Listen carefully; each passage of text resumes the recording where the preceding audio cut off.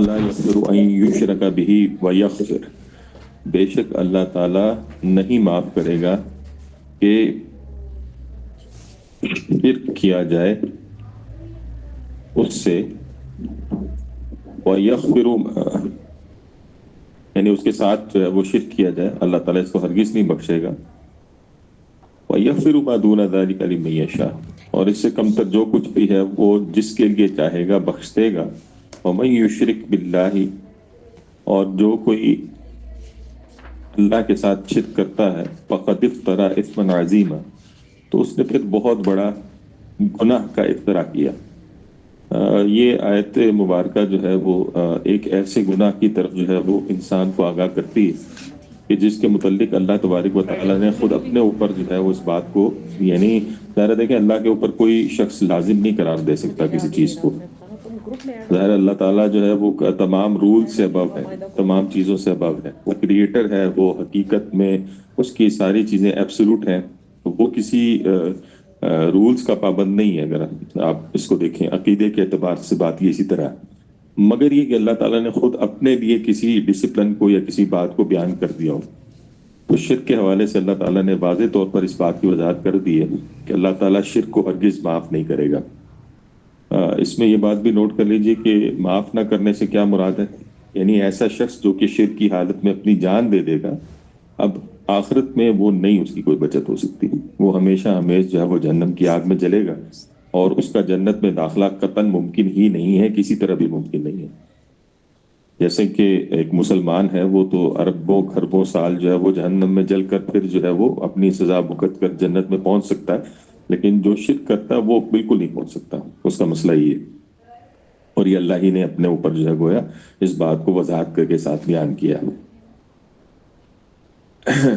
دوسری بات جو نوٹ کر لی جائے اس آیہ مبارکہ کے ضمن میں، وہ یہ بھی ہے کہ یعنی یہ جو کہا نا کہ اللہ تعالیٰ شرک کو معاف نہیں کرے گا اور اس سے کم تر جو کچھ ہوگا اس کو چاہے گا تو بخش دے گا، تو یہ کوئی کھلا لائسنس نہیں ہے، یعنی اس سے کوئی یہ نتیجہ نکال لے اس چیز کا کہ بھائی شرک ہی معاف نہیں ہوتا نا، باقی تو معاف ہی ہو جاتے ہیں۔ اچھا، پہلے ایک چیز اور بھی نوٹ کر لیجیے، وہ بیچ میں رہ گئی ہے پچھلی بات کے درمیان، وہ میں نے جو کہا نا کہ ایک شخص شرک کی حالت میں ہی دنیا سے چلا جاتا ہے تو اب تو اس کی کوئی بھی معافی نہیں ہے، قطعاً معافی نہیں ہے۔ ہاں یہ کہ دنیا میں معافی ہے، یعنی وہ جو مہلت عمر ہے اس کے پاس، اس سے پہلے پہلے یعنی جان جو ہے وہ یعنی ابھی جان کنی کی حالت کو نہیں پہنچا، اس سے پہلے پہلے جو ہے وہ معافی طلب کرتا ہے اللہ تعالیٰ سے، تو شرک بھی جو ہے وہ ظاہر ہے اس کی بھی معافی ہے، وہ اپنی جگہ پر ہے۔ تیسری بات جو اس آیت مبارکہ کے ضمن میں ہمارے سامنے رہنی چاہیے وہ یہ رہنی چاہیے کہ کوئی کھلا لائسنس نہیں ہے باقی گناہوں کے لیے، کہ بھئی کوئی شخص جو ہے وہ باقی سارے، جیسے آج مسلمان جو ہے وہ باقی ہر طرح کے گناہ کے اندر ملوث ہو جاتے ہیں، اور ان کے دماغ میں یہ بات پیدا ہو جائے کہ بھئی شرک کو معاف نہیں کرے گا نا، باقیوں کو تو معاف کر دے گا، تو اس میں بھی ذہن میں رکھیں یہ کوئی کھلا لائسنس نہیں دیا جا رہا، یہ اس بات کو سمجھانے کے لیے، شرک کی شناعت کو بیان کرنے کے لیے، شرک کی جو مذمت ہے اس کو بیان کرنے کے تقابل میں یہ بات کی گئی، ورنہ فی نفس ہی جو باقی گناہ ہیں وہ معاف کیا جانا۔ اچھا، پھر وہ بھی جس طرح سے یہاں پر جو ہے وہ اللہ تعالیٰ نے فرمایا ہے کہ وہ جس کو چاہے گا پھر معاف کر دے گا، لمن یشاء۔ اب آپ کوئی شخص جب یہ کرتا ہے گناہ اور اس امید پر کرے کہ اللہ معاف کر دے گا، ٹھیک ہے، تو یہ کیسی بات ہے؟ یعنی کسی نے یہ کہا نا کہ اللہ تمہیں آزماتا ہے، تم اللہ کو مت آزماؤ، ٹھیک ہے، یعنی جب تم یہ کہتے ہو کہ تم گناہ کرتے ہو اور اس کو اللہ معاف کر دے گا اور کرتے چلے جاتے ہو، تو گویا یہ تم اللہ کو آزما رہے ہو کہ وہ معاف کر دے، بلکہ تمہیں احساس ہونا چاہیے تم جو ہے گناہوں کو چھوڑو اور تم آزمائش میں ڈالے گئے ہو۔ ہاں اس میں پھر یہ بات ہے کہ ایک انسان ظاہر گناہوں سے بچتے ہوئے توبہ کرتے ہوئے اللہ سے یہ امید رکھتا ہے کہ اللہ تعالیٰ اس کو معاف کر دے گا، تو یہ بات ہے جو اپنی جگہ پر جو ہے وہ حق بجانب ہے اور درست ہے اور صحیح ہے۔ یہ تیسری بات ہے جو اس آیہ مبارکہ کے ضمن میں ہمیں سمجھنے کی ضرورت ہے۔ اور چوتھی بات جو اس آیہ مبارکہ میں یہاں ہمارے سامنے آ رہی ہے وہ یہ آ رہی ہے وَمَن يُشْرِكْ بِاللَّهِ فَقَدِ افْتَرَىٰ إِثْمًا عَظِيمًا، اور جو کوئی اللہ تعالیٰ کے ساتھ شرک کرتا ہے تو اس نے بہت بڑا گناہ کا افترا کیا، ٹھیک ہے۔ یہاں پہ اس کی پھر اللہ تعالیٰ کیونکہ یکتا ہے، اس کی ذات اور اس کی صفات میں کوئی بھی شامل نہیں ہے، کوئی اس جیسا نہیں ہے، نہ اس کی ذات جیسا، نہ اس کی صفات جیسا. تو یہ بہت بڑا جو ہے وہ یعنی جو شرک کرتا ہے گویا وہ اللہ کے اوپر بہت بڑا بہتان باندھتا ہے، بہت بڑا جھوٹ باندھتا ہے، عظیم ترین گناہ کا جو ہے وہ شکار ہوتا ہے. یہی وہ بات ہے جو کہ سورہ لقمان کی میں آیت نمبر 13 کے اندر اللہ تعالیٰ نے یوں بھی بیان کی ہے، یہ دوسرے رکوع میں، کہ ان الشرک لظلم عظیم، یہ ظلم عظیم ہے شرک. تو گویا اس سے بچنا. بہرحال اس کی بہت تفصیل ہے جو پھر ظاہر ہے اپنی جگہ پر دیکھی جانی ضروری ہے کہ شرک کیا ہوتا ہے، اور شرک جو ہے وہ جلی کیا ہے، خفی کیا ہے، پھر شرک کی کیا کیا اقسام ہے، حقیقت کیا ہے، اس کی اقسام کیا ہے، آج کے دور کا شرک کیا ہے. ٹھیک ہے، ایک وہ ہے کہ جو بتوں کو پوجا جانا تھا جو کہ اس وقت کا تھا، لیکن آج تو بتوں کو تو بہت ہی کم پوجا جاتا ہے، لیکن کیا آج شرک ختم ہو گیا ہے؟ تو پھر یہ وطن پرستی کس چیز کا نام ہے، یا اور جو اس طرح کی چیزیں، آج کے دور کا شرک کیا ہوگا؟ ٹھیک ہے، یہ جس کو اقبال نے کہا تھا نا، ان تازہ خداؤں میں بڑا سب سے وطن ہے، جو پیراہن اس کا ہے وہ مذہب کا کفن ہے.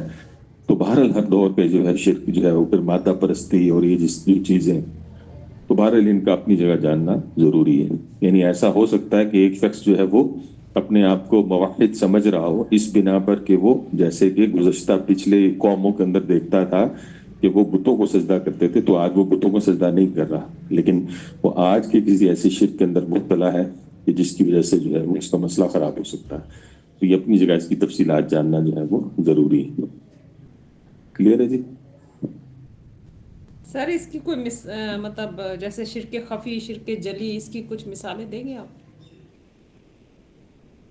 جی، صرف شرک خفی تو جس طرح سے ایک انسان کے دل کے اندر ہی جو ہے وہ جس کو کہتے ہیں نا ہوس سینوں میں چھپ چھپ کر بنا لیتی ہے تصویریں، انسان نفس پرستی کے اندر مبتلا ہو جاتا ہے، نفس کا ہو جاتا ہے، اللہ کی بجائے نفس کو شریک ٹھہرا لیتا ہے. اللہ کی بات ہے پھر نفس کی بات ہے، کیا کیا اس نے؟ نفس کی بات کو مانا تو اللہ کے حکم کے آگے اس نے نفس کو شریک ٹھہرا دیا.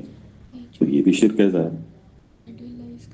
جلی میں یہ بھی ہوتا ہے کہ اللہ کی صفات، جو اللہ کی صفات ہیں وہ انسانوں کے اندر بھی ویسے مان لی جائیں، یا چیزوں کے اندر ویسے مان لی جائیں جیسے کہ آج میں نے مادہ پرستی کے، جیسے اس کی میں کئی دفعہ مثال دے چکا ہوں کہ مثال کے طور پر آج ایک شخص جو ہے وہ یہ کہتا ہے کہ جی سب کچھ پیسے سے ہوتا ہے. ٹھیک ہے، اب اس کا ایمان ہی یہ بن جاتا ہے کہ پیسے کے بغیر تو گویا کوئی یعنی معاملات طے ہی نہیں ہو سکتے. تو یہ جو چیز ہے یہ شرک ہے. آپ نے پیسے کو وہ اہمیت دے دی جو اللہ کی تھی. آپ نے کسی ادارے کو رازق سمجھ لیا، حالانکہ وہ ادارہ رازق تو نہیں، وہ تو ذریعہ تھا، رازق تو اللہ کی ذات تھی. ٹھیک ہے، ایک ہے سبب اور ایک ہے مسبب الاسباب. ٹھیک ہے، سبب کو جو ہے وہ آپ نے اصل مان لیا اور مسبب الاسباب کو آپ نے جانا ہی نہیں. یہ ساری کی ساری شکلیں جو ہیں وہ کیا شکلیں ہیں؟ پھر ظاہر سی بات ہے یہ شرکی کی شکلیں. ظاہر ہے کہ خود اپنی جگہ پر ایک بہت بڑا موضوع ہے نا، طویل موضوع ہے، اور اس پہ ڈاکٹر صاحب نے تو خیر بہت کام کیے، آپ اس کی تفصیلات کو دیکھ سکتے ہیں. ابھی ظاہر ہے اتنے مختصر وقت میں یہ تو خود ایک پورا موضوع ہے جس پر بات ہو سکتی ہے. کلیئر ہے جی؟ جی سر. اگلی آیت ہے آیت نمبر 50، جس میں اللہ تعالیٰ جو ہے وہ نہیں بلکہ 49، ابھی ہم نے جو ہے 48 دیکھی ہے، 49 میں اللہ تعالیٰ فرماتے ہیں الم تر الی الذین یزکون انفسہم، کیا تم نے دیکھا نہیں ان لوگوں کو جو اپنے آپ کو بڑا پاکیزہ ٹھہراتے ہیں؟ بل اللہ یزکی من یشاء، بلکہ اللہ تعالیٰ ہی ہے جو پاک کرتا ہے جس کو چاہتا ہے. ولا یظلمون فتیلا، اور وہ ذرا برابر بھی ظلم ان پر ذرا برابر بھی ظلم نہیں کیا جائے گا. ٹھیک ہے، اب یہ یہود کا جو فلسفہ ہے، ٹھیک ہے، اور یہ بات صورتوں میں آج ہمارے اندر بھی آ جاتا ہے. تو یہ فلسفی کیا ہے؟ بیسیکلی یہ فلسفی یہ ہے کہ ہم بڑے جو ہیں وہ پاک باز ہیں، اعلیٰ ہیں، عرفہ ہیں، یا جو ان کے دعوے کے ان الفاظ میں جس کی وضاحت ہوتی ہے کہ we are the chosen people of the lord, ہم تو بخشے بخشائے ہیں، ہے نا، یہ باتیں آج ہمارے ہاں بھی ہو جاتی ہیں. تو یہ جو فلسفی ہے، اور یہ پھر ان کے مختلف اقوال بھی یعنی ہمارے سامنے آتے ہیں. یعنی مثال کے طور پر سورہ مائدہ آیت نمبر 18 میں ان کا یہ کہنا کہ نحن ابناء اللہ واحباؤہ، ہم تو اللہ تعالیٰ کے بیٹوں کی طرح ہیں، بلکہ اس سے بھی بڑھ کر جو ہے ہم اس کے چہیتے ہیں، لاڈلے ہیں. ٹھیک ہے، تو یہ ایک انسان کے اندر چیز پیدا ہو جانا. یہ سورہ آل عمران ہم نے پڑھی تو ادھر آیت نمبر 75 میں ہم نے پڑھا تھا کہ ان کا یہ کہنا کہ لیس علینا فی الامیین سبیل، کہ ہم پر تو امیین کے بارے میں کوئی جو ہے وہ راہ ہی نہیں ہے، کوئی گرفت ہی نہیں ہے۔ اس فلسفی میں ظاہر ہے جب انہوں نے اپنے آپ کو اعلیٰ اور عرفہ سمجھا تو ظاہر ہے کسی سے اعلیٰ اور عرفہ سمجھانا، تو جس سے اعلیٰ اور عرفہ سمجھا تو وہ دوسرا کیا ہوا؟ وہ تو گھٹیا ہوا نا۔ یعنی اگر خود یہ اعلیٰ اور عرفہ ہے تو اس کا مطلب ہے باقی سارے کے سارے کون ہیں؟ گھٹیے ہیں، ذلیل ہیں۔ اور اسی حوالے سے پھر ان کے ہاں جو الفاظ استعمال ہوتے ہیں وہ گوئمز کے، جنٹائلز کے، ٹھیک ہے، یعنی ان کی نگاہ میں جو ہے وہ باقی تو انسان ہی نہیں ہے۔ وہ دیکھنے میں تو انسان نظر آتے ہیں لیکن اصل میں تو وہ چلتے پھرتے جانور ہیں جو دنیا میں گھوم رہے ہیں اور جو انہی کی خدمت پر مامور ہیں، اور جن کے متعلق کوئی گرفت نہیں ہوگی۔ ان کو دھوکہ دو، ان کو فریب دو، ان کے ساتھ فراڈ کرو، ان کا استحصال کرو، ایکسپلائٹ کرو۔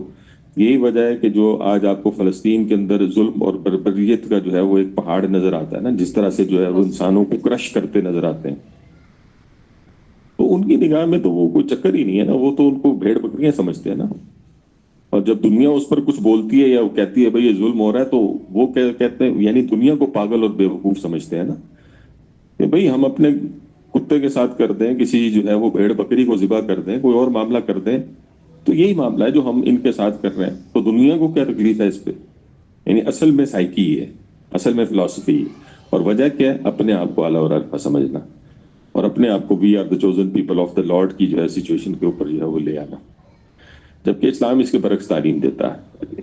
دیکھیں رسول اللہ صلی اللہ علیہ وسلم بھی جب دعوت دے رہے ہیں تو وہ یہ نہیں کہہ رہے کہ میں بہت اعلیٰ اور عرفہ ہوں، اگرچہ کہ رسول اللہ صلی اللہ علیہ وسلم ہیں، یہ ایک علیحدہ حقیقت ہے اپنی جگہ پر، لیکن رسول اللہ صلی اللہ علیہ وسلم کیا کہ انا اول المسلمین، سب سے پہلے تو میں خود اسلام لانے والا ہوں۔ جب وہ دعوت بھی دے رہے ہیں اور پھر ہم کتنی ایسے واقعات دیکھ چکے ہیں جس میں رسول اللہ صلی اللہ علیہ وسلم جو ہے انہوں نے اس بات کی وضاحت کی کہ میں بھی اللہ کی رحمت کا اسی قدر محتاج ہوں جس طرح تم محتاج ہو۔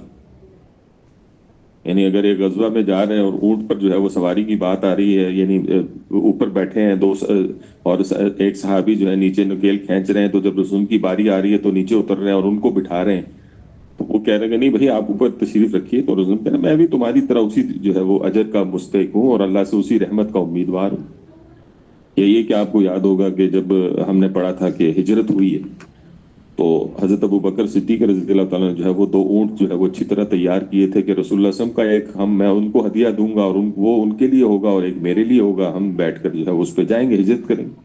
لیکن رسول اللہ صلی اللہ علیہ وسلم نے اس کی پیمنٹ کی تھی اور کہا تھا کہ میں بھی اللہ کی رحمت کا اسی قدر محتاج ہوں جس طرح تم ہو۔ تو یہ ساری چیزیں ہیں جس کو ذہن کے اندر جو ہے وہ رکھنا چاہیے۔ بہرحال یہ وہ یہود کا عقیدہ تھا کہ جو یہاں پر نقل ہو رہا اور اس پر جو ہے وہ یعنی پھر نقد ہے یہاں پر، یعنی یہاں پر ابھی اس کی وضاحت ہو جاتی ہے۔ اسی طرح سے آپ دیکھیں ان کا یہ کہنا جس کو ہم سورہ بقرہ کی آیت نمبر 111 میں پڑھ کر آئے تھے، اور وہ کیا تھا کہ لن يدخل الجنت الا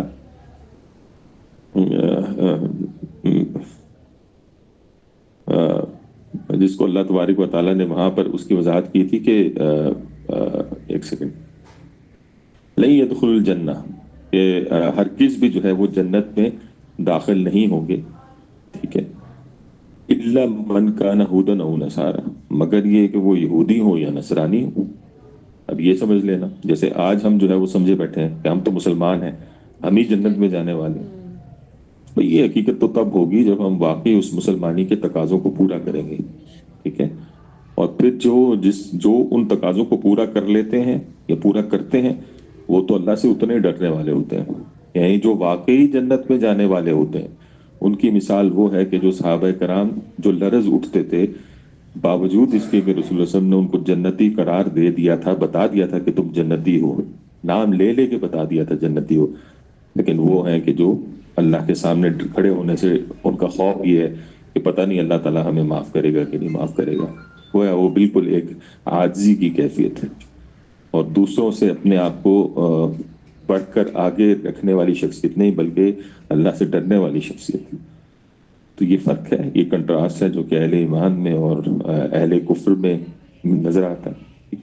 اور آخری بات اس آیت میں وَلَا يُظْلَمُونَ فَتِيلًا، اور ان پر ایک دھاگے کے برابر بھی ظلم نہیں کیا جائے گا۔ یہ فتیل جو ہے نا وہ کہتے ہیں یہ کھجور جو ہوتی ہے اس کے اوپر جو ایک چھال سی ہوتی ہے نا پتلی سی، آپ نے دیکھا ہوگا وائٹ کلر کی، تو وہ جو دھاگا سا ہے اس کا یعنی اتنی کمتر بھی جو ہے نا وہ جو چیز ہے، اتنا بھی ظلم اللہ تعالیٰ، یعنی اس کو اگر آپ دوسرے زبان میں بات کریں تو وہ یہی ہے کہ ذرہ برابر بھی ان پر ظلم نہیں کیا جائے گا.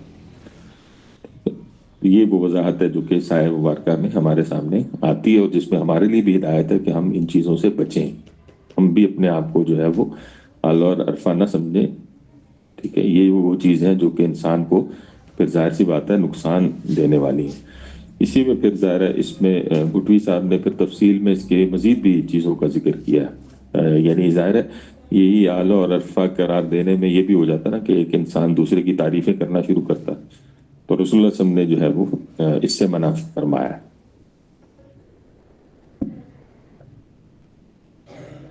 اسی میں سورہ نجم کی آیت نمبر 32 بھی پہلے نوٹ کیجئے، جس میں اللہ تعالیٰ فرماتے ہیں فَلَا تُزَكُّوا أَنفُسَكُمْ هُوَ أَعْلَمُ بِمَنِ اتَّقَىٰ.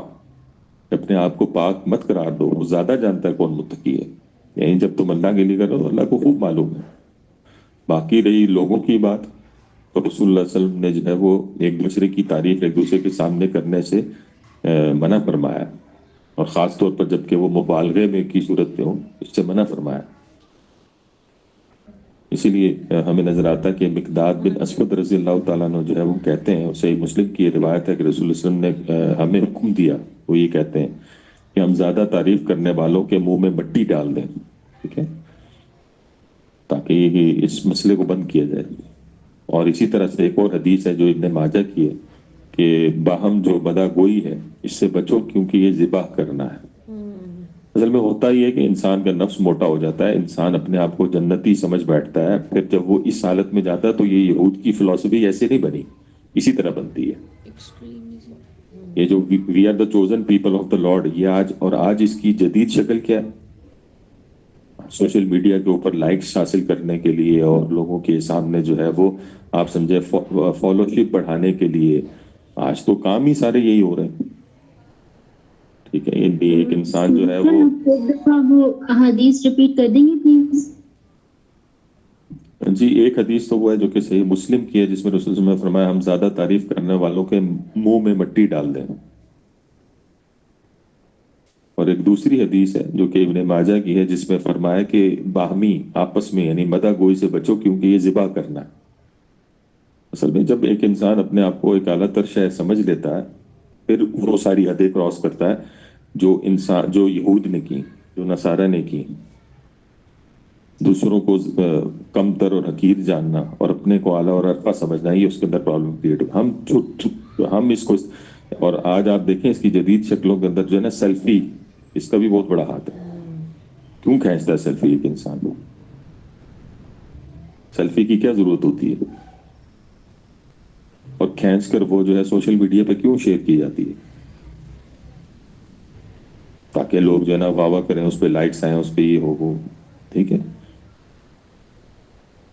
یا آج جس کو ہم کہتے ہیں کہ جو آپ کے یہ موٹیویشنل سپیکرز اکثر و بیشتر کا کیا معاملہ ہے؟ ان کے اندر آپ کو خرابی یہی نظر آئے گی، بس دنیا میں اپنے آپ کو اللہ اعلیٰ اور عرفہ ماننے کی سچویشن میں زیادہ کھڑے نظر آئیں گے. دنیا حقیر نظر آئے گی. لائکس کتنے ہیں جی، اس کی فالوشپ کتنی ہے، فالوورز کتنے ہیں. ٹھیک ہے، ایک انسان اس طرف نکل جاتا ہے. ایک اور حدیث ہے جس کو مزید نوٹ کر لیجیے، بخاری کی حدیث ہے. اس میں یہ بات ہمارے سامنے آتی ہے کہ رسول اللہ صلی اللہ علیہ وسلم نے ایک آدمی کو دوسرے کی تعریف کرتے ہوئے سنا تو آپ صلی اللہ علیہ وسلم نے فرمایا تجھ پر افسوس، تو نے اپنے ساتھی کی گردن کاٹ دی. اور پھر فرمایا اگر تم میں سے کسی کو کسی کی لا محالہ تعریف کرنی ہے تو اس طرح کہا کرے کہ میں اسے اس طرح گمان کرتا ہوں. ٹھیک ہے بھائی، میرا گمان یہ ہے، باقی اس کے دل میں کیا تھا، وہ کس کام کے لیے جو ہے اٹھ کر اپنی تعریف چاہ رہا ہے، تو یہ تو اللہ ہی جانتا ہے بہتر ہے، مجھے کیا پتا. ٹھیک، اور یہ حدیث کنکلوڈ ان الفاظ پہ ہوتی ہے کہ اللہ پر کسی کا تزکیہ نہ کرے، یعنی پاک قرار نہ دے. یعنی کسی کو کہیں ہاں زبردست بندہ ہے جی، یہ تو اللہ کے ہاں بھی اس کا بڑا مقام ہے. آپ کو کیا پتا، آپ اس کی تنہائیوں سے کہاں واقف ہیں، یا آپ اس کی حقیقت سے کہاں واقف. سر یہ آخری والی بات دوبارہ بتا دیں، اللہ پر کسی کا تزکیہ نہ کرے یعنی پاک قرار نہ دے. تو یہ چیزیں ہیں جو کہ ظاہر ہے اسلام نے جن چیزوں کو منع کیا ہے اور اس کی اپنی جو ہے نا وہ ڈائیورسٹی ہے. ہم ان چیزوں کو چھوٹا چھوٹا سمجھ رہے ہوتے ہیں. کیا ہو گیا جی, کو کچھ نہیں ہوتا. ہوتا ہے بھائی. بہت زیادہ اپنے آپ کو ہائی لائٹ کرنا, کیمروں کے آگے لے کر آنا, بہت زیادہ جو ہے وہ اپنی تعریفیں چاہنا, لوگ واہ واہ کریں. اللہ کے نزدیک اچھا ایک چیز اور ہوتی ہے, وہ اس کو اس کے ساتھ مکس نہ کیجیے گا. وہ بعض اوقات ایسا ہوتا ہے کہ ایک استاد جو ہوتا ہے وہ ظاہر ہے کلاس میں اپریسیشن کے لیے بعض چیزیں جو ہیں وہ کی جا رہی ہوتی ہیں نا, تو وہ تو رسول وسلم بھی کیا کرتے تھے. لیکن اپریسیشن کس طرح ہوتی تھی رسول وسلم کی؟ عام طور پر آپ دیکھیں رسول وسلم اپریشیٹ کیسے کرتے تھے. یعنی آپ صلی اللہ علیہ وسلم جو ہے اس چیز کی تعریف یا اس شخص کی اس طرح سے تعریف ڈائریکٹلی کرنے کی بجائے جو ہے وہ زیادہ رسوم کا معاملہ ہمیں یہ نظر آتا ہے کہ رسوم اس کو دعا دے دیا کرتے تھے. ٹھیک ہے, تو اپریشیٹ تو کرتے تھے رسوم, ایسا تو نہیں ہے. صحابہ کرام کو بھی اپریشیٹ کیا. اپریسیشن کی ضرورت ہوتی ہے جب آپ ایک کام کر رہے ہوتے ہیں تو اس کے اندر لوگوں کی اپریسیشن ظاہر ہے اس کی ایک اپنی اہمیت ہے, لیکن ظاہر ہے وہ بالکل ایک علیحدہ چیز ہے, اس کا اس سے کوئی تعلق نہیں. سر واضح ہو گیا جیسے نہیں؟ آپ کہتے ہیں کہ انسان کی تعریف نہیں کریں, اس کے کام کی تعریف کریں, تو سر یہ یعنی یہ والا رویہ صحیح ہے یا اس سے بھی ہمیں بچنا چاہیے؟ جیسے بچے دیکھیں نے نماز پڑھی ہے, کوئی اچھا کام کیا ہے, تو ہم یعنی اس کو اپریشیٹ کرتے ہیں نا کہ ہاں یہ تم نے یہ اچھا کام کیا ہے. ہم یہ نہیں کہتے کہ تم بہت اچھے ہو, جی تم جی نے یہ بالکل. کام اچھا کیا. جی جی بالکل ایسی ہی بات ہے, بالکل ایسی ہی بات ہے. پچھلے دنوں وہ جو ہے وہ ایک یعنی ہماری بھی ظاہر پوسٹ بن رہی ہوتی ہیں مختلف جگہوں پہ, ہم اس کو لگا رہے ہوتے ہیں دعوت کے لیے, اطلاع کے لیے کہہ لیجئے. تو اس میں جو ہے وہ خالد صاحب کی تو عموماً ان کا تو معاملہ ذرا فرق ہے, کیونکہ خالد صاحب کو تو ہم پرسنلی جانتے ہیں, ان کے اندر اس طرح کے پرابلم نہیں ہے, لیکن پھر بھی احتیاطی کرنی چاہیے, وہ اپنی جگہ پر بات ہے اور درست بات ہے.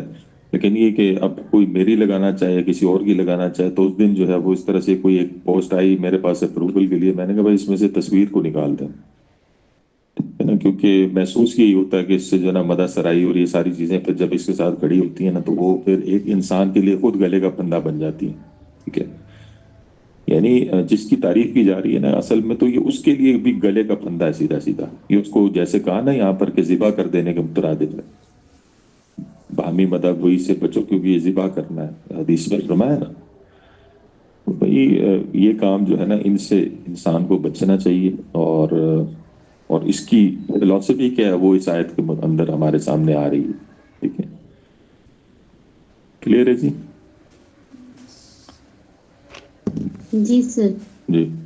اور ادھر اپنے کرسی پہ ہی رکھو. فرمایا ولا یسلمون فتیلا, اور ان پر جو ہے وہ ذرا برابر بھی جو ہے وہ ظلم نہیں کیا جائے گا.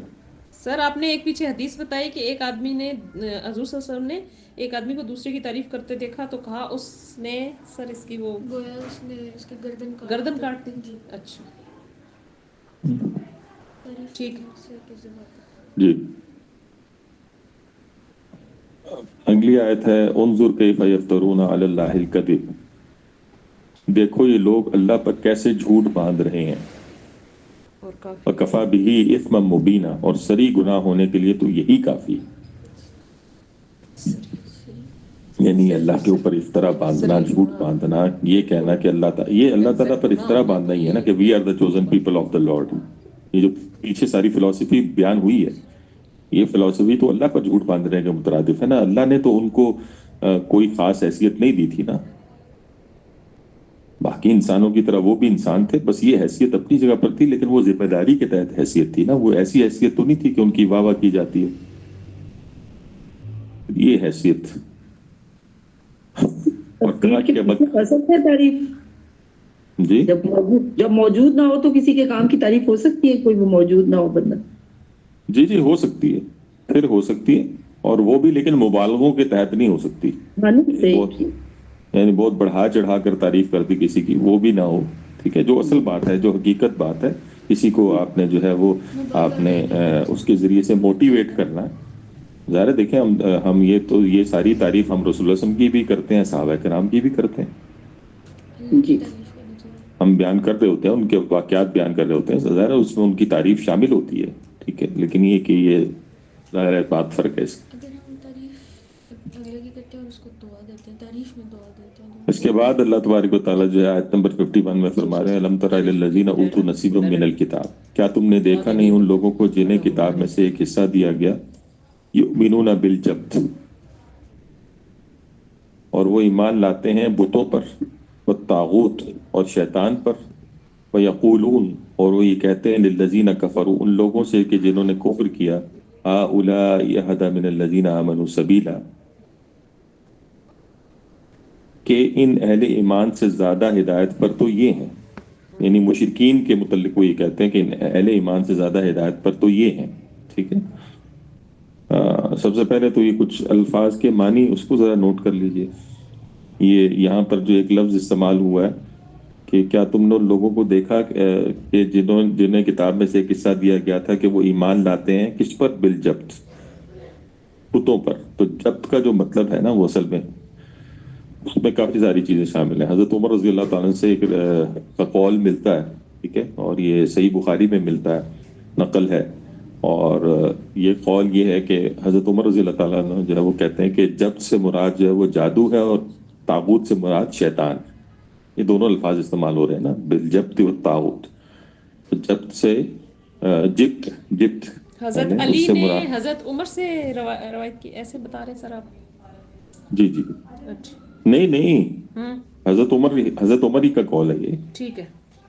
یہ حدیث آپ جانتے ہیں نا، آثار کا نام بھی ہے نا، یعنی صحابہ کرام کے اقوال بھی جو ہے وہ حدیث کی کتابوں میں نقل ہوتے ہیں نا.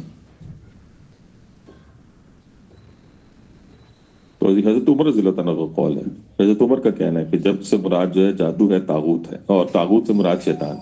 ٹھیک ہے؟ مزید بھی اس کے مفاہیم ہیں، ٹھیک ہے، یعنی یہ کہانت میں، جادوگری میں، ان چیزوں پر مستعمل ہے یہ لفظ جبت کا. ایک حدیث میں آتا ہے کہ پرندوں کو اڑا کر شگون لینا اور زمین پر لکیریں کھینچ کر فال گیری کرنا جبت میں شامل ہے. ٹھیک ہے، ابو داؤد کی روایت.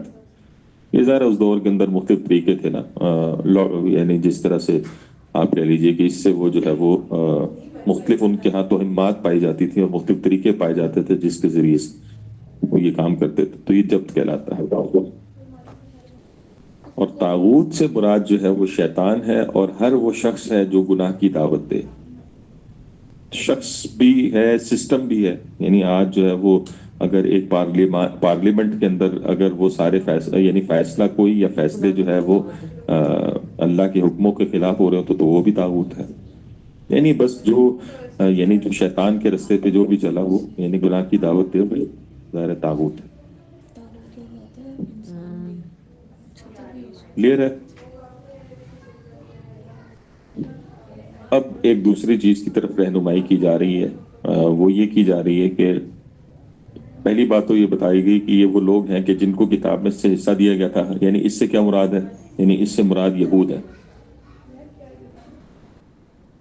کتاب میں سے حصہ دیے جانے سے مراد یہ ہے کہ دیکھیں وہاں پر جو کتاب تھی وہ کس صورت میں تھی؟ سب سے پہلے تورات کی صورت میں تھی جس کے اندر احکام تھے، اور پھر وہ انجیل کی صورت میں تھی جس کے اندر جو ہے وہ حکمت تھی.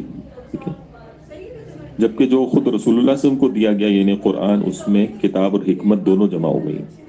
یعنی اس کا فرق اب یہ ہے. ٹھیک ہے،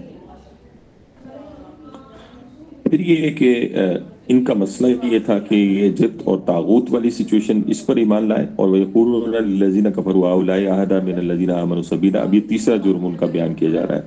یعنی ایک تو ان کا ایمان لانے کے حوالے سے بات ہو گئی پیچھے، اور اب یہاں یہ بات بھی کی جا رہی ہے کہ وہ یعنی جہاں ان کے ہاں ہونا تو یہ چاہیے تھا کہ محمد رسول اللہ صلی اللہ علیہ وسلم اور صحابہ کرام کا جو معاملہ تھا ان سے ان کے اندر یہ حسد پیدا نہ ہوتا، یہ معاملات پیدا نہ ہوتے. ٹھیک ہے، کیوں؟ اس کی بنیاد یہ تھی کہ دیکھیں مشرکین جو تھے، اس کے برعکس جس کا ذکر یہاں پر ہو رہا، مشرکین کا مسئلہ تو یہ تھا کہ وہ تو اللہ اور اس کے رسول پر ایمان ہی نہیں لائے تھے نا. وہ تھے کہ جنہوں نے کوئی اس سلسلے سے بھی آگاہ نہیں تھے. جبکہ دوسری طرف جو ہے وہ ہمیں نظر آتا ہے کہ مسلمانوں کو جب یہود کی نسبت میں دیکھا جائے تو پھر نظر آتا ہے کہ یہود کو یہ بات جاننی چاہیے تھی کہ ایمان باللہ اور ایمان بالآخرہ تو کم از کم وہ دو چیزیں ہیں جس پر وہ خود بھی ایمان رکھتے تھے. ٹھیک ہے، لیکن اس کے باوجود پریکٹیکلی جب وہ آئے اس میں جو ہے وہ انہوں نے جو ہے وہ آ کر جو ہے وہ یعنی مشرکین کو یہ کہنا کہ تم جو ہے وہ یعنی ان کے بتوں کی بھی تعظیم کی اور یہ کہنا کہ تم مسلمانوں سے زیادہ ہدایت یافتہ ہو، یہی بات کی جا رہی ہے نا. یقولون للذین کفروا ہؤلاء اہدی من الذین آمنوا سبیلا، کہ جن لوگوں نے کفر کیا ان کے متعلق کہتے ہیں کہ ان سے زیادہ سیدھے راستے پر جو ایمان لائے. مشرکین اور ان کے پتوں کی تعظیم کر ٹھیک رہے ہے، ہیں نا، انہیں تو اس مسلمانوں قدر سے جو ہے ایسا ان نہیں کے کرنا اندر چاہیے آپ تھا. کہیں زدم زدہ اور اتنی جو ہے ان کا بغض اور اناد جو تھا وہ اہل ایمان کے ساتھ تھا کہ پھر انہوں نے یعنی مشرکین کو تو کسی بھی طرح ان کی تعلیم سے یا ان کی جو ہدایت سے اس سے میچ ہی نہیں کر دیتے، ان کو جو ہے وہ بہتر بنا دیا، جاننا شروع کیا حسد کی وجہ سے. اور حسد یہی تھا کہ نبوت اور ریاست جو ہمیں ملی تھی وہ ان کو کہاں مل گئی، یہی وجہ تھی نا. یہ وہی بغض ہے جو کہ شیطان کو بھی تھا اور یہ وہی بغض ہے جو پھر ان میں بھی آیا. کلیئر ہے جی بات؟ جی سر. فرمایا اولئک الذین لعنهم اللہ، یہی وہ لوگ ہیں کہ جن پر اللہ تعالیٰ نے لعنت فرما دی. ظاہر ہے اب جو اس قدر جا کر جو ہے وہ مخالفت میں کھڑا ہو جائے کہ اس پر اللہ نے اپنی ہدایت کو اتارا ہو اور اس ہدایت کے اترنے کے بعد اب وہ اہل ایمان کی نفی میں جا کر ان لوگوں کے ساتھ اتنا زیادہ جا کر شامل ہو کر کہے کہ بھائی تم زیادہ قابل تحسین ہو، حالانکہ وہ تھے مشرک. تو پھر اس میں کیا شبہ ہے کہ اس پر اللہ تعالیٰ کی لعنت نہ ہو، یعنی اللہ تعالیٰ اپنی رحمت سے اس کو محروم کیوں نہ کرے. اور فرمایا وَمَن يَلْعَنِ اللَّهُ فَلَن تَجِدَ لَهُ نَصِيرًا، اور جس پر اللہ تعالیٰ لعنت کر دے یعنی اپنی رحمت سے دور کر دے تو فَلَن تَجِدَ لَهُ نَصِيرًا، پھر تم اس کے لیے کوئی مددگار نہیں پاؤ گے. ظاہر ہے جب اللہ کی رحمت سے جو دور ہو گیا، اب شیطان ہے، شیطان کیا امید رکھ سکتا ہے آخرت میں؟ یہ ہے کہ وہ اللہ سے اس کو کیا امید ہو سکتی ہے؟ وہ لعنت زدہ ہے، ملعون ہے، اور اس کا جو ہے نتیجہ وہی ہے کہ جو آخرت میں جو ہے جلنا ہے، کھپنا ہے جہنم میں. اور وہی ہے کہ جو دنیا کے اندر بھی جو ہے اس کے ساتھ جو ہے وہ ہو رہا ہے، اور آخرت میں بھی دنیا میں وہ لوگ بھی جو اس کے پیروکار ہیں اور آخرت میں بھی پھر ان کا انجام وہی ہونے والا ہے. فرمایا ام لہم نصیب من الملک، کیا ان کا کوئی حصہ ہے اقتدار میں؟ فَإِذًا لَا يُؤْتُونَ النَّاسَ نَقِيرًا، اور اگر ایسا ہوتا تو یہ دوسرے لوگوں کو تل کے برابر بھی کوئی شے دینے کو تیار نہ ہوتے. کون جا رہا ہے ادھر؟ سستا بازار میں جا رہا ہے؟ اصل میں یہ جو تقسیم انہوں نے بنا رکھی تھی نا کہ ہم آل اور عرفہ ہیں اور یہ جنٹائلز اور گوئمز ہیں باقی، ٹھیک ہے، تو اس پر اللہ تعالیٰ ان پر نقد کرتے ہوئے کہہ رہا ہے کہ بھائی اگر کوئی ایسی بات ہے تو تم بتاؤ تمہارا اللہ کی حکومت میں کوئی حصہ ہے، جبکہ تم دیکھتے ہو کہ مال کے ارض و سماوات جو ہے وہ اللہ تعالیٰ کی ذات ہے، ٹھیک ہے، اور کیا انہیں کوئی اختیار ملا ہوا ہے؟ یہ کوئی ایسی چیز ہے؟ اس پر وضاحت کرتے ہوئے مزید جو ہے وہ ہمیں یہ بات ملتی ہے کہ جیسے گزشتہ آیت میں یہود کی جہالت کا ذکر تھا نا، یعنی بتوں کی پوجا، اللہ کی کو چھوڑ کر، اس کی عبادت کو چھوڑ کر ان کو ترجیح دینا مشرکین کو. اور اس آیت میں پھر جو ذکر ہے وہ اصل میں بخل اور حسد کا.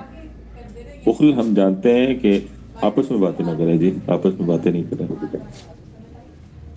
بخل جو ہے وہ کہتے ہیں نعمت کو روک لینے کو، یعنی آپ کے پاس نعمت کی کوئی بھی نعمت نہیں، سر کہہ رہے آپس میں باتیں نہ کریں، جو ڈومینیٹ کرتی ہے بخل کی کیفیت میں بات وہ زیادہ مال کی کرتی ہے، کیونکہ مال انسان کو سب سے زیادہ عزیز ہو جاتا ہے تو اس وجہ سے. لیکن اس میں مال بھی آتی ہے، اس میں جان بھی آتی ہے، اس میں صلاحیتیں بھی آتی ہیں، اس میں ساری کچھ آ جاتا ہے، ٹھیک ہے.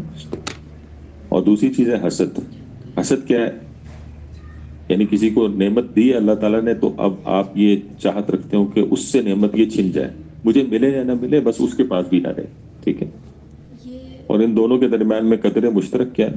یعنی بخل میں اور حسد میں وہ دونوں چیزیں جو ہے وہ اصل میں نعمت کو روک لینے کے لیے ہی ہے نا. یعنی بخل بھی نعمت کا رکنا ہے اور حسد بھی جو ہے وہ دوسرے سے چھن جانا تو نعمت ہی کا رکنا، ٹھیک ہے.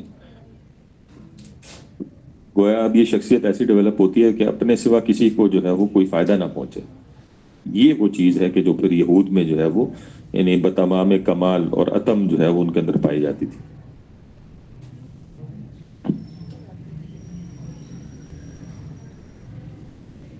اور ہمیں اپنے اندر بھی بہرحال ان چیزوں کو ہر وقت جھانکتے رہنا چاہیے، ٹھیک ہے. فَإِذًا لَا يُؤْتُونَ النَّاسَ نَقِيرًا، تو اللہ تعالیٰ یہاں پہ یہ جو نقیرہ کا لفظ ہے، نقیرہ کا لفظ بھی کھجور کی گٹھلی پہ جو نقطہ ہوتا ہے نا بیک میں، یعنی آپ دیکھیں ایک اینڈ پہ، یہ اس کو یعنی اتنی تل برابر کے یعنی وہ دینے کو تیار نہیں ہے کسی کو. یہ ہے کہ جو اس آیت مبارکہ کے اندر ہمارے سامنے بات آ رہی ہے. کلیئر ہے جی؟ سر آپ نے کیا بتایا نقیرہ کا کھجور کی گٹلی میں جو اینڈ پر کیا ہوتا ہے سر؟ نقطہ نقطہ. سر بخل کا اور یعنی حسد کا تو آپ نے کہا نا، حسد کا تو ہے کسی کو نعمت ملی ہے تو وہ چاہیں کہ اس سے بھی چھن جائے، تو بخل کا کیا کہ اپنی صلاحیتیں بھی کسی کو سے ان کو فائدہ نہ کسی کو پہنچائے. ہاں، تو دونوں میں اصل میں جو چیز آپس میں باہم مشترک پائی جاتی ہے وہ نعمتوں کو روک لینا ہی ہے نا. ٹھیک ہے. فرمایا ام یحسدون الناس علی ما آتاہم اللہ من فضل، کیا یہ حسد کر رہے ہیں لوگوں سے اس پر کہ جو اللہ نے ان کو اپنے فضل میں سے عطا کیا ہے. فقد آتینا آل ابراہیم الکتاب، تو ہم نے آل ابراہیم کو کتاب عطا کی، والحکمہ اور حکمت عطا فرمائی، وآتیناہم ملکا عظیما اور انہیں بہت بڑی حکومتیں بھی دی. اصل میں تو ابراہیم علیہ السلام کے جو بیٹے ہیں اسحاق علیہ السلام، تو مدت دراز ہم جانتے ہیں کہ یہ نبوت اور بادشاہت جو ہے وہ انہی کے اندر قائم رہی ہے. اور ایک وقت میں عظیم وہ جو بادشاہت نظر آتی ہے حضرت داؤد علیہ السلام کی، حضرت سلیمان علیہ السلام کی، اولو العزم یہ پیغمبر گزرے ہیں. اب اللہ تعالیٰ نے چن لیا اپنے فضل سے جس کو چاہا، اور کس کو چاہا؟ یعنی چاہا بنو اسماعیل کو، اور خود رسول اللہ علیہ وسلم کو جو ہے وہ چن لیا. تو اس پر جو ہے وہ اب ان کے اندر جو حسد ہے اور جلن ہے جو پائی جا رہی ہے اہل یہود کے اندر، بنی اسرائیل کے اندر، اس کی وضاحت یہاں پر ہو رہی ہے. یعنی یہ جو لوگ حسد کر رہے ہیں، یہ کس چیز پر حسد کر رہے ہیں؟ حالانکہ یہ فضل تو اللہ کا دیا ہوا ہے. یعنی نبوت بھی اور رسالت بھی یہ کسی کا اپنا اختیار تو تھا نہیں. یعنی کیا کوئی شخص اپنی تپسیاؤں سے اور اپنی محنت سے اور اپنے کسب سے کیا ان چیزوں کو حاصل کر سکتا تھا؟ نہیں کر سکتا تھا نا. پھر یہ کہاں سے ملی اللہ کا فضل؟ تو اللہ نے فضل ایک وقت میں اگر بنی اسماعیل پر کیا، اسرائیل پر کیا تھا، تو آج اللہ تعالیٰ کیا مجبور ہو گیا کہ وہ بنی اسماعیل پر نہیں کر سکتا؟ اگر کیا ہے تو پھر یہ لوگ حسد کیوں کر رہے ہیں؟ ٹھیک ہے، یہ چیز آج بھی ہمیں دیکھنی چاہیے. بعض لوگوں کو اللہ تعالیٰ نے دنیا کے اندر، جیسے کوئی شخص جو ہے وہ مولانا مودودی سے، ڈاکٹر صاحب سے، یا اور جس طرح کی جو ایسی شخصیات ہیں جو اپنے علم کی بنیاد پر، اپنے تقوی کی بنیاد پہ لوگوں کے اندر ان کو ظاہر پذیرائی مل جاتی ہے، ان کے کام کی پذیرائی مل جاتی ہے. اب کوئی شخص جو ہے ان سے حسد کرنا شروع کر دے، تو حسد کس چیز کا؟ یہ تو اللہ تعالیٰ نے گویا ان سے یہ کام لیا.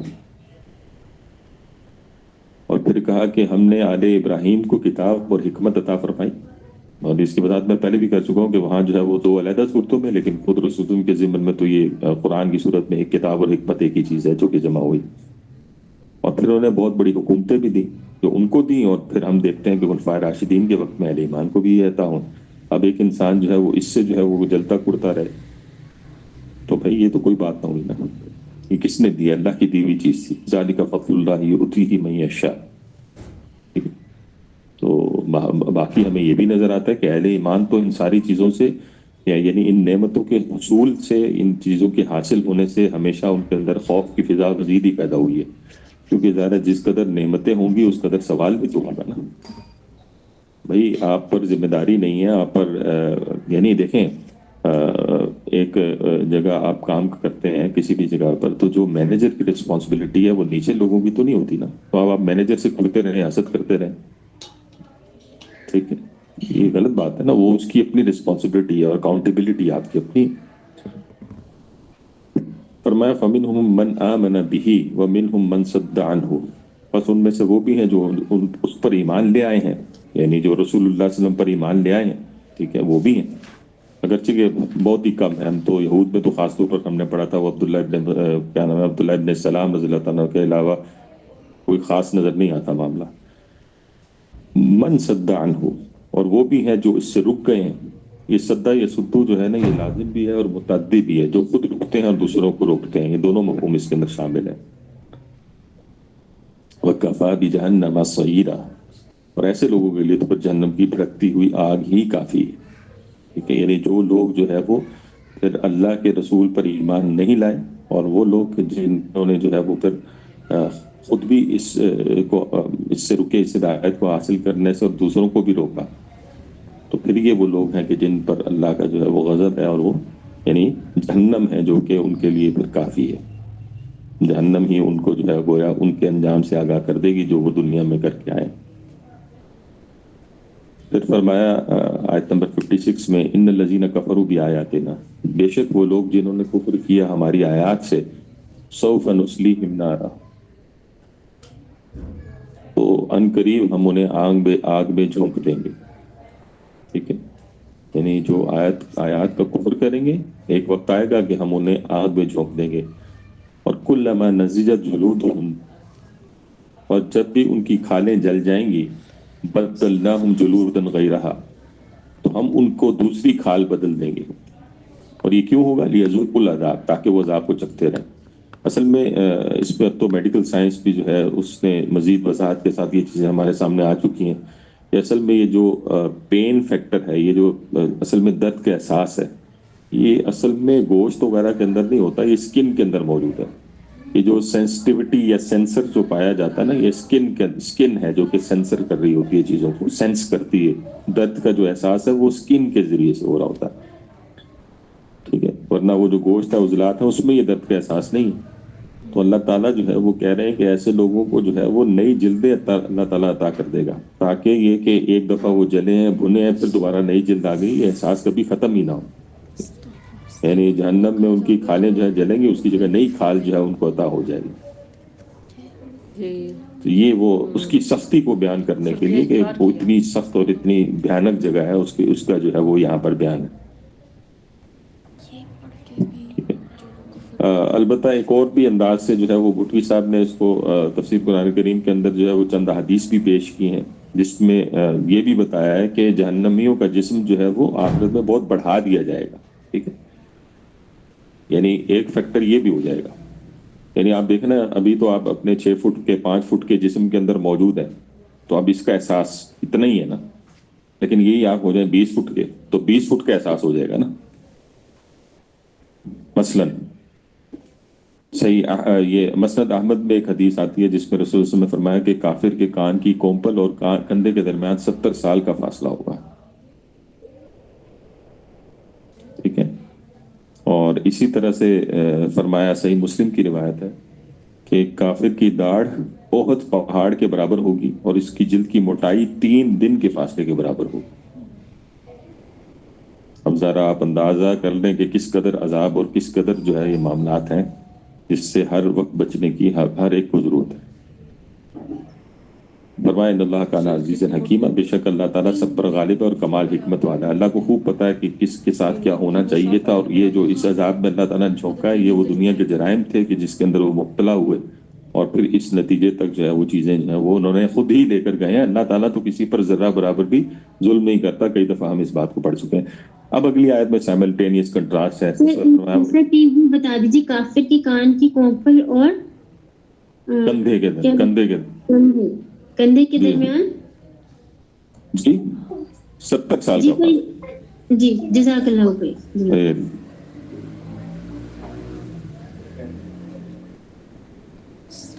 اس کے بعد جو ہے وہ اب سائملٹینیس کنٹراسٹ ہے. جہاں اہل جہنم کا ذکر ہے تو وہاں قرآن کا اسلوب ہے کہ وہ اہل جنت کا ذکر بھی کرتا ہے. جہاں وہ جو ہے وہ ایک طرف جو ہے عذاب کا ذکر کرتا ہے تو اللہ تعالیٰ کی رحمت کا ذکر بھی کرتا ہے. جہاں ایک چیز کو بیان کرنے سے اگر ناامیدی پیدا ہو سکتی ہے تو امید بھی دلاتا ہے. وہ کس طرح سے والذین آمنوا وعملوا الصالحات، اور وہ لوگ جو کہ ایمان لائے اور نیک اعمال کیے، سندخلہم جنات تجری من تحتہا الانہار، تو ان قریب ہم ان کو داخل کریں گے. اچھا، یہ ان قریب بڑا زبردست ہے جی. یعنی آج ہم اپنے حساب سے اندازہ کریں نا، مطلب جو وقت ہمارا گزر گیا، کیا ہمیں پتہ بھی چلا کہ وہ کیسے گزر گیا؟ تو ایک دن جو ہے وہ ہم اپنے سنجام کے ساتھ ان قریب کھڑے ہو جائیں گے نا. اور وہ جو آخرت میں ایک انسان اٹھے گا تو کہے گا میں تو بس ایک دن یا اس کا ایک حصہ ہی گزار کر آیا ہوں. تو بس اتنی محنت کرنی ہے انسان نے، اتنی مشقت اٹھا لے تو بس وارے نیارے ہیں، اور اسی مشقت میں ناکام ہو جائے تو پھر بیڑا غرق ہے. وہ لوگ جو کہ ایمان لائے جنہوں نے عمل صالح اختیار کیے، سندخلہم جنات تجری من تحتها الانہار، تو ان قریب ہم ان کو داخل کریں گے ان جنتوں میں تجری من تحتها الانہار. یہ وہ آیات تھے نا جنہوں نے صحابہ کرام کو پوزیس کیا اصل میں، اور اس پوزیشن یہ ایسی ہے کہ اس نے دنیا میں پھر ان سے وہ کام لے لیے ہیں جو کہ انسانی عقل پہنچ بھی نہیں پاتی کہ ایسی قربانی بھی دی جا سکتی ہے. کیا مرتے ہوئے ایک انسان اپنے اوپر دوسرے ایک ایسے انسان کو ترجیح دے سکتا ہے کہ جو خود پیاس سے مرا جا رہا ہے، اب دوسرے بھائی کو دیکھ رہا ہے کہ اس کو بھی شدید پیاس لگی ہے؟ تو بس یہ آپ دیکھ لیجئے کہ یہ آیات ہیں ان کے ذہن میں، یہ ہے وہ اللہ کے قرآن کا اعجاز جنہوں نے ان کو جنت کا راہی بنایا اور اس کے لیے کام کرنا سکھایا، اور پھر کیا کیا قربانیاں انہوں نے نہیں دی، کیا مال کی، کیا جان کی، کیا اوقات کی، کیا کچھ. آج تو آپ دیکھیں نا، آج ہمارا ابھی نیکسٹ ویک میں سالانہ اجتماع آ رہا ہے، تو یہاں سے ملتان جانا ہے، جانا بھی کوئی بس پہ ہے. بسوں کے اندر بھی آج کل آپ کو پتا ہے بسیں بھی لگژری ہی ہوتی ہیں، کوئی اتنی زیادہ وہ اس طرح نہیں ہوتا کچھ. تو تب بھی ہم ملتے کر کر کے تھک جاتے ہیں کہ یار کوئی اللہ کا دین سیکھنے کے لیے چلو کچھ بندہ ایفرٹ کر لیتا ہے.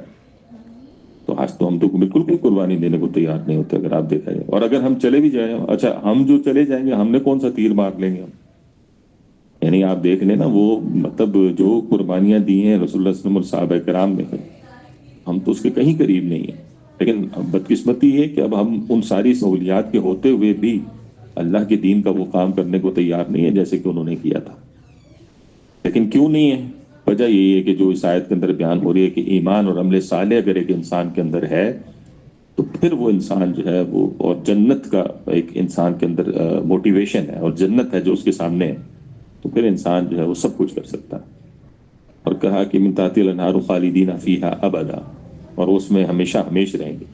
لہم فی ازواج مطہرہ، ان کے لیے اس میں جو ہوں گے جوڑے مطہرہ، پاک جوڑے جو ہے اللہ تعالیٰ ان کو عطا کرے گا. وَنُدْخِلُهُمْ جَنَّاتٍ ذِلًّا ذَلِيلًا، اور ہم انہیں بہت گھنے سائے میں داخل کریں گے. ٹھیک ہے، یہی ہے کہ جس کو سورہ واقعہ میں ہم نے 27-30 میں ذل ممدود کے الفاظ میں بھی پڑھا تھا. اسی طرح رسول اللہ صلی اللہ علیہ وسلم نے فرمایا ہے، صحیح بخاری کی روایت ہے، کہ جنت میں ایک درخت ایسا ہے کہ جس کے سائے میں سوار 100 برس تک چلتا رہے گا پھر بھی اسے طے نہ کر پائے گا. ایک اور حدیث ہے جس میں درخت کا نام شجرۃ الخلد آیا ہے، یہ مسند احمد کے اندر روایت آئی. بہرحال یہ وہ چیزیں ہیں کہ جو اگر ایک انسان کے سامنے حقیقت بن کر کھڑی ہو جائیں تو آپ مجھے بتائیں نا کہ دنیا کی بڑی سے بڑی مصیبت بھی اس کو کوئی مصیبت معلوم ہو سکتی ہے؟ قطعاً نہیں. اگر دنیا میں اپنی جان بچانا چاہتا ہے تو جان لگائے کیوں؟ لگائے اس لیے کہ بھائی وہ ایک ایسی جگہ ہے جہاں اصل میں اس کو ہمیشہ کا فائدہ حاصل ہوگا. یہاں جان نہیں لگائے گا تو جان تو پھر بھی جانی ہے. نعمت میسر آئی ہے، کیوں اس کو جو ہے وہ سینت کرنا رکھے، کیوں لگائے وہ؟ کیونکہ اگر آخرت سامنے نہیں ہوگی تو پھر تو سینت کر ہی رکھے گا. اور پھر کتنے ہی ایسے واقعات ہیں کہ وہ نعمتیں نہ تو آپ کو خود میسر آتی ہیں نہ کسی کے فائدے کی ہوتی ہیں، جبکہ ایک انسان جو آخرت کے لیے لگا دیتا ہے وہاں اس کا مل کر رہنا ہے. تو یہ وہ حقائق ہیں جو ہر وقت ہم میں سے ہر ایک کے سامنے ہونے چاہیے، اور جس کو سامنے رکھتے ہوئے پھر بہرحال زندگی گزارنی چاہیے. تو یہ ہے کہ جس کو یہاں پہ چونکہ ایک مضمون مکمل ہو رہا ہے تو یہیں پر ہم آج کی کلاس کو مکمل کریں گے، اور کل اس سے آگے پھر آیت نمبر 58 سے آگے بڑھیں گے. کوئی سوال ہے تو کر دیجیے. یہ درخت والا پوچھ لو. سر ایک سوال یہ تھا، وہ اس سے ابھی ریلیٹڈ تو نہیں ہے، کہ جیسے ایک کوئی قبیلہ ہے نائجیریا میں، ایک مرچنٹ نیوی میں کچھ عرصہ بزرگ رہے ہیں، تو ان کی طرف سے یہ سوال تھا کہ ایک قبیلہ تھا نائجیریا میں، تو وہاں ان کا شپ وغیرہ وہاں تھا، تو وہ لوگ لادین تھے، لیکن وہ کچھ نا اپنی مذہبی رسومات کرتے تھے، تو وہ بہت ساری مرغیاں اکٹھی کر کے نا تو وہ دریا کے وسط میں ایسے کر کے پھینک آتے تھے. تو ان کا عملہ کیا کرتا تھا، جو مرچنٹ نیوی میں جو بزرگ ہے وہ یہ پوچھتے ہیں کہ ان کا عملہ ایسے کرتا تھا کہ وہ نا مرغیاں کچھ ڈوب جاتی تھی، کچھ ڈوب رہی ہوتی تھی، تو وہ ایسے تیرتی پھڑکتی مطلب بچنے کی کوشش کرتی، مرغیوں میں سے کچھ پکڑ کے لے آتے تھے اور ذبح کر کے تو کھا لیتے تھے. تو وہ یہ ہے کہ وہ تو غیر اللہ یا جس کے نام پہ بھی وہ ایک رسم کرتے تھے، تو ان کا کھانا جائز تھا ان کے لیے؟ بسم اللہ پڑھ لیں تو. دیکھیں جائز اور ناجائز کا فیصلہ تو تب ہوتا ہے جب کوئی شریعت پہ کاربند ہوتا ہے یا نہیں ہوتا. اول بات تو یہ ہوتی ہے کہ ایمان یافتہ ہے کہ نہیں ایمان یافتہ. بھائی جو بندہ ایمان یافتہ ہی نہیں ہے اس کے لیے جائز اور ناجائز کی کیا صورت ہے؟ نہیں یہ یعنی یہ شپ والے لوگ جو مسلمان جو بات پوچھ رہے ہیں نا، یہ لوگ ان کا عملہ جو تھا پکڑ کے لے آتے تھے تو یہ لوگ اس کو یوز کر لیتے تھے. کیسے جائز تھا ان کے لیے؟ کیسے جائز تھا جبکہ ان کو پتا تھا کہ وہ جو چیز ہے وہ اللہ کے نام پہ ذبح نہیں کی گئی؟ اللہ کے ان نام کے پہ لیے کیسے ذبح تو ظاہر نہیں کی، زندہ پھینکی نا انہوں نے. تو انہوں نے اس کو پکڑا اور ذبح کیا، اور بھئی ہم نے ذبح کر لیا، ہم نے اللہ کا نام پڑھ لیا تو یہ ہمارے لیے ٹھیک ہے. مطلب ایسا کچھ ایشو.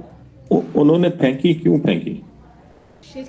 سر وہ یعنی کہ وہ نائجیرین قبائل تھے نا، تو وہ ان کے کوئی مطلب ظاہر ہے وہ کسی غیر اللہ کے نام پہ پھینک رہے تھے، کوئی رسم کر رہے تھے، وہ مسلمان نہیں تھے بہرحال. ٹھیک ہے. اچھا انہوں نے پھینک دی، مطلب انہوں نے پھینک دی اور انہوں نے لے لی. جی یہ بات ٹھیک ہے، بظاہر تو نہیں لگتا کہ اس کے اندر کوئی پرابلم. اچھا کیونکہ ذبح پہ تو اللہ کا نام نہیں. انہوں نے پھینک دی نا، اپنی رسم کی. انہوں نے ان کی کوئی رسم تھی کہ انہوں نے نا وہ جی باقاعدہ کسی مہینے کے کسی ڈیٹ پہ پھینک دیا کرتے تھے، یا 2 مہینوں میں کسی دفعہ جا کے. تو یہ لوگ ان کا کرو جا کے اٹھا لیتا تھا ان میں سے جو مطلب ان پکڑ سکتے تھے، تو وہ اس کو یوز کرتے تھے ذبح کر کے. دیکھیں اول تو سوال اس پر یہ بنتا ہے کہ وہ ان کو ہدایت کی طرف بلاتے بھی تھے کہ نہیں بلاتے تھے. یہ تو ایک نیا کام شروع ہو گیا سر لگتا ہے. بظاہر ایسے صرف راشن